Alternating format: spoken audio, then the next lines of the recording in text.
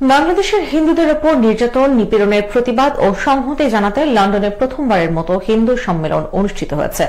শনিবার লন্ডনের বার্কিংয়ের রিপল সেন্টারে অনুষ্ঠিত সম্মেলনে যুক্তরাজ্যের এমপি, গ্রেটার লন্ডন অ্যাসেম্বলির সদস্য, বিভিন্ন কাউন্সিলর, মেয়র, কাউন্সিলর এবং সামাজিক ও ধর্মীয় সংগঠনের নেতৃবৃন্দ অংশগ্রহণ করেন।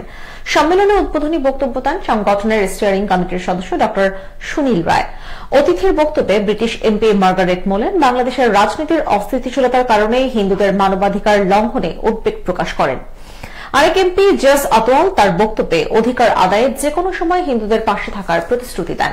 গ্রেটার লন্ডন অ্যাসেম্বলির মেম্বার উমেশ দেশাই বাংলাদেশের হিন্দুদের মানবাধিকার লঙ্ঘন এবং নানা রকম নিপীড়নে উদ্বেগ প্রকাশ করেন।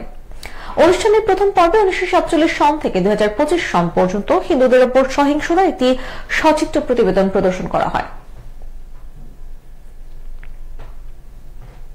We cannot turn our back at this moment in time where women are being raped, men are being killed, a religious persecution is taking place, a genocide.